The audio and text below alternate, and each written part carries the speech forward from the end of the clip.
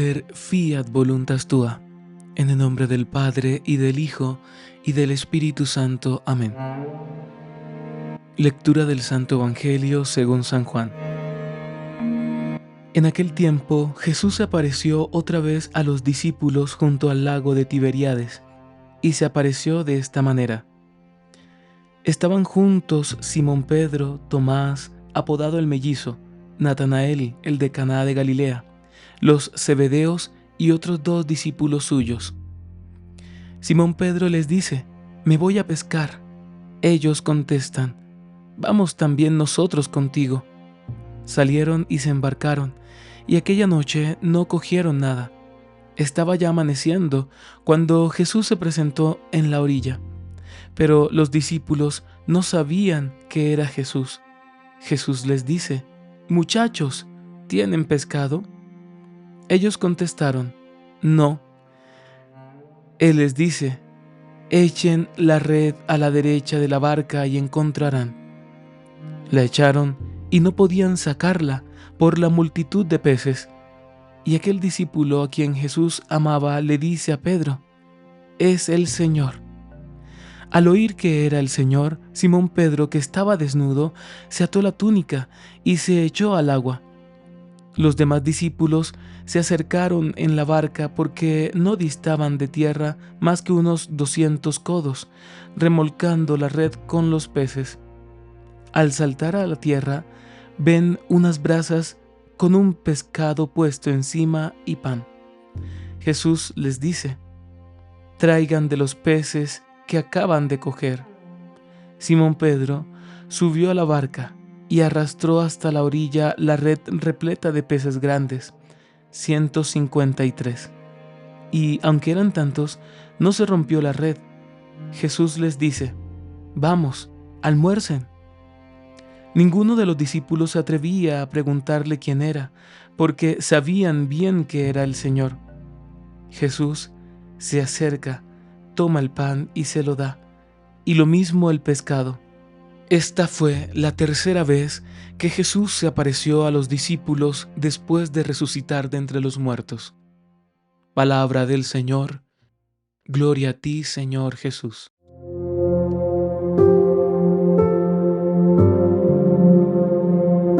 En el Shema de hoy, el evangelista San Juan nos relata la tercera aparición que hace Jesús a los discípulos, como lo dice al final del Evangelio de hoy, después de resucitar de entre los muertos.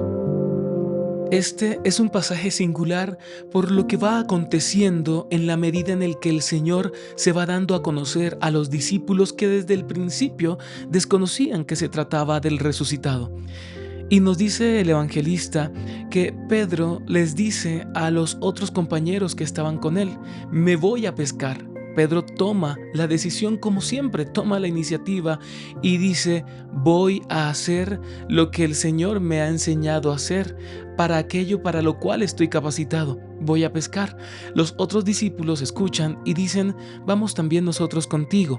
Salieron, se subieron en la barca y aquella noche no cogieron nada.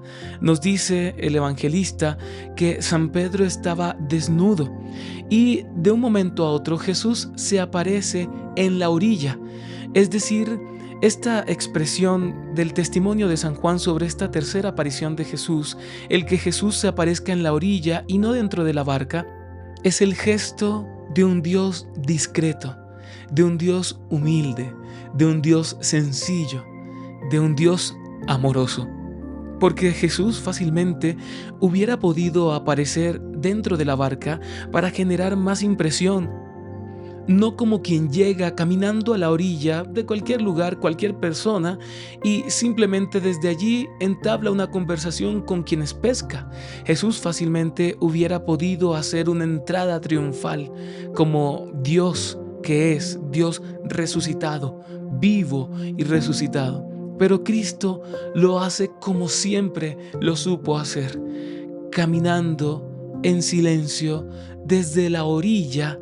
Desde allí habla con los discípulos.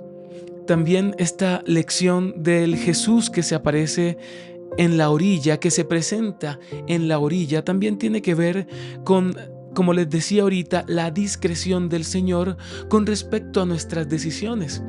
Pedro tomó la decisión de pescar y los otros lo siguieron, de ir mar adentro, en este caso, de tomar la barca e ir al fondo del lago donde podían pescar. Y Jesús se queda en la orilla.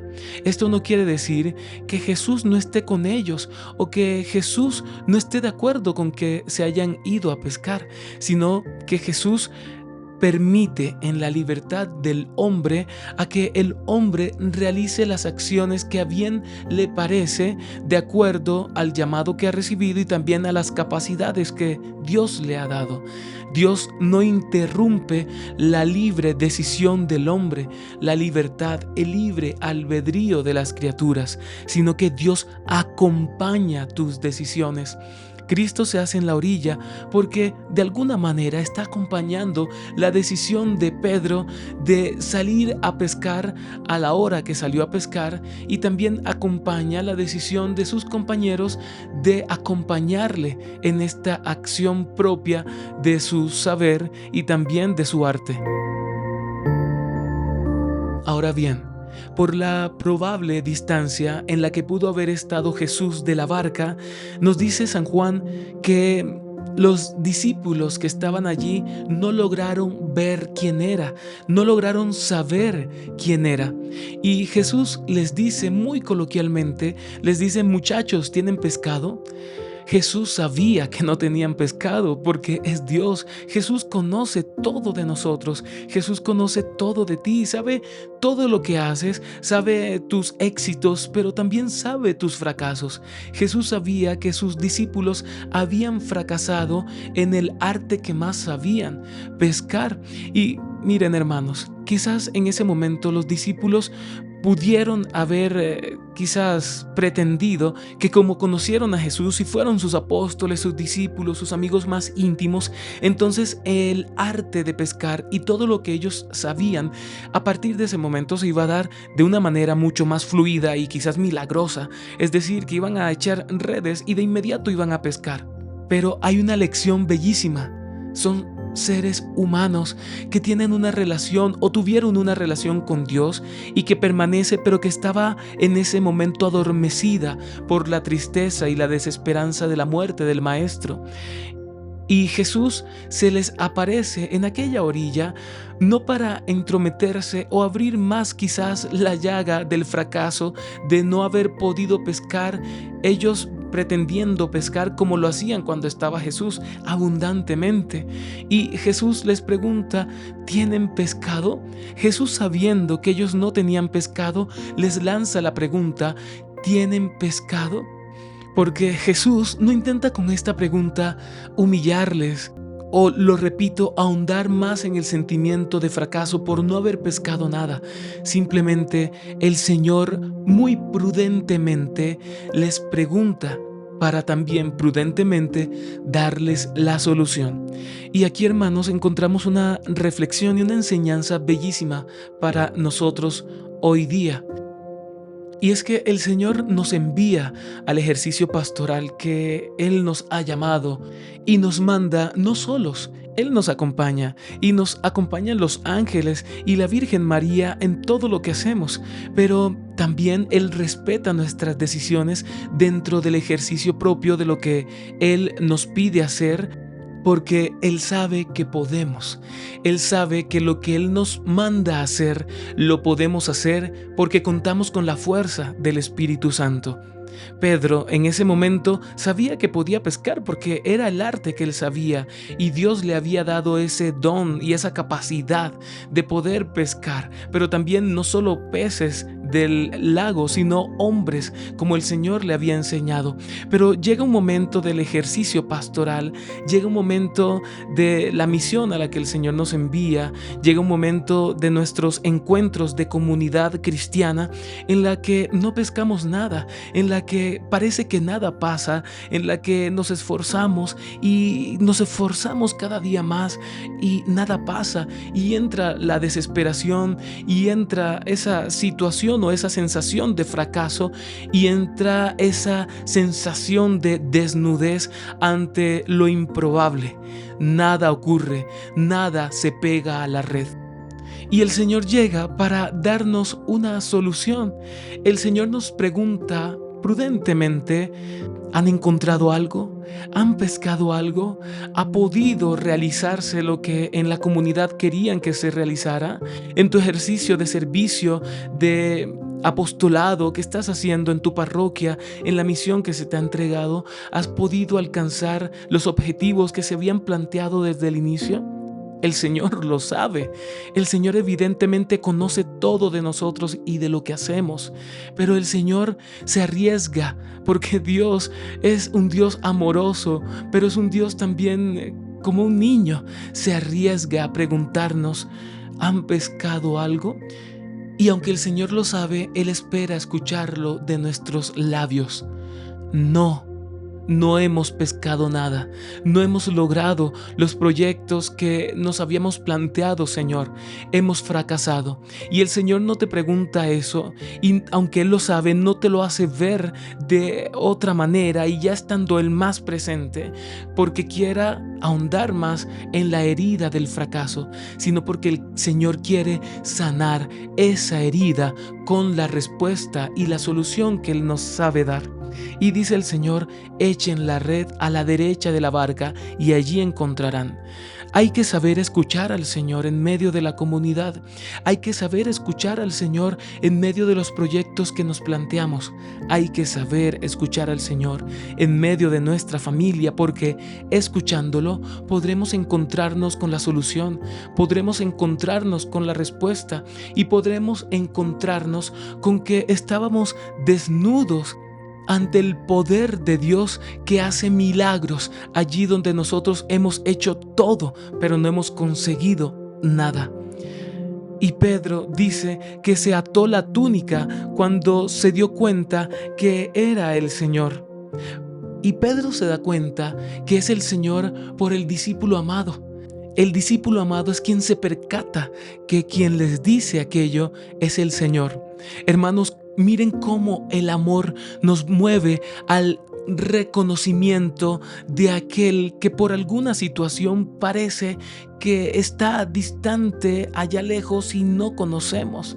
Cuando nosotros estamos en alguna situación de desierto, de aridez espiritual, en medio de nuestro apostolado, en medio de nuestra vida comunitaria, en medio de nuestra familia, en medio de nuestras relaciones, de nuestro matrimonio, en fin, cuando estamos en ese momento en el que no hemos pescado absolutamente nada y parece que hemos fracasado, pues el Señor llega y se va acercando, pero no porque el Señor estuviera distante, sino porque el Señor es prudente y se va acercando de a pocos a nuestra vida para que nosotros empecemos a reconocerle, pero solo le reconoceremos en la medida de nuestro amor.